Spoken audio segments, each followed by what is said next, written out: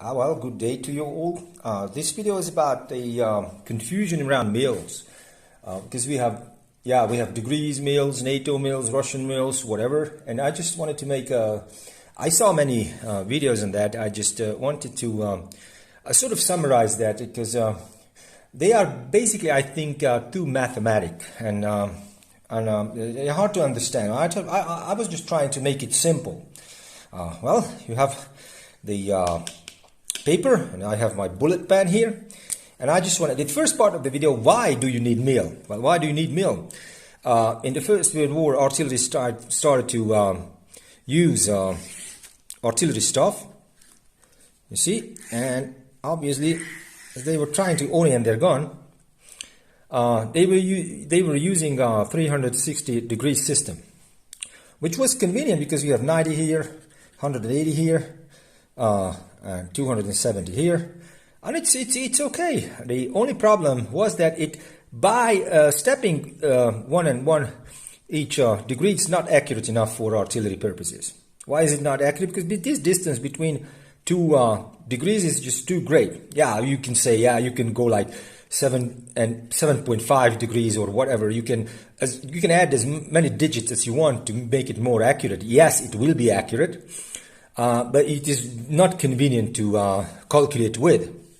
Why? Because you have all the digits, you have to adjust for the decimals and all that stuff. You can imagine yourself in a cold trench, have not eaten for days, everyone's trying to kill you, and you are just messing with digits and all that stuff. It's not really convenient. Well, you can also say that you have this like 7 degrees and 7 degrees and 30 minutes. What's the problem with that? That 7 is a decimal, and the minute is 60. The even is 60, not 100. So it means that 1 degree and 50 minutes plus 20 minutes. It's not 1 degree and 70 minutes, but 2 degrees and 10 minutes. That's again not convenient on the battlefield. It's not convenient for stupid artillerists. So that's why they developed a new system based on the radian system. Let me explain to you the radian system. So what I did here, I just tried to draw a better circle than the previous one, and I'm trying to explain to you the radian system. Well, what we call one radian. 1 radian is well, just let me show you. You have that distance. It is the radius. What you do is to measure that distance onto the circumference of the circle. For the sake of simplicity, also it is what 4.5 centimeters, and I measure here 4.5 centimeters here. I just simplified a little bit here. I tell you why. Because at the end, I simplified a little bit here because at the end, well, I'm measuring this distance, but it is under it is a curve, so it's a little bit it is going to be a little bit more than the straight line between the 2 points. But for the demonstration purposes, we can neglect that. But anyway, if that distance equals this distance, or that is 1 radian, that angle is 1 radian. Okay, so what you do, you can do whatever. You just take the half of the radius, you measure it onto the circumference, like here. What you do is draw a line, and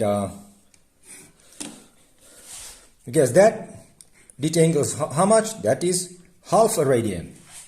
You see, if I take quarter of that, quarter of a radian. If I take 1/100th of that, that will be 1/100th of a radian. And if I take the 1,000th part of the radius and measure it on the circumference, and I connect with the middle, the angle what I see will be 1,000th of a radian. That is 1 milliradian in Latin. That's what we basically call 1 milliradian. Well, that you think that the story ends there? No, it does not end there, because the circumference of a circle is the circumference equals 2 pi multiplied by the radius. So it is easy to understand at the end that how many of these milliradians you will have.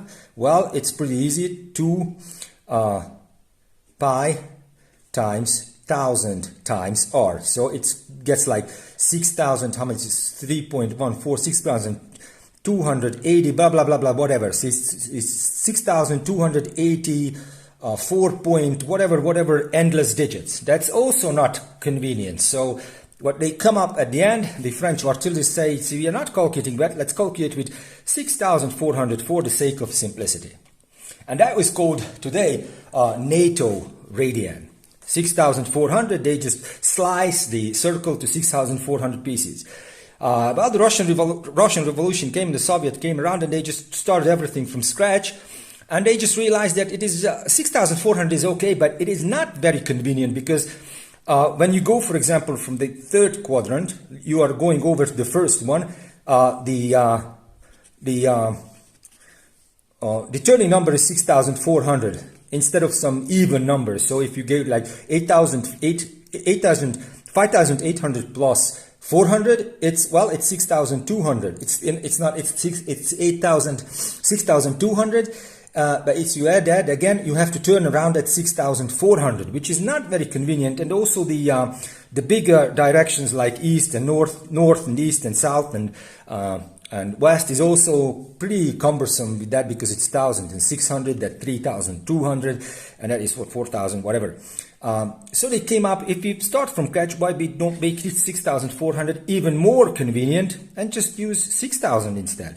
Because with 6,000 you have a very even number at the north, and if you go from go around the circle and you have to go around the north direction, you go from a first quadrant back. You just have to turn with 6,000, easy to calculate with, and also you have the main directions pretty easily, like 1,000 and 500. That's 3,000, and that is 4,500, and back it's 0 or 6,000. So that's how it evolved from the degree system to the NATO or Western mill system, and then the Russian mill system. That is a very convenient system. Why? Because if you know any of these distance, if you know either this distance or this distance, you can pretty much calculate the remaining unknown, like the distance to the target, if you know the height of the target, if you know the distance to the target, and you know how many mills you see, how many mills you see at the target, how many mills high or wide, you can calculate the distance. So it is a pretty convenient system. But this is the basis, and this is the history. I hope you enjoyed it. Have a nice day.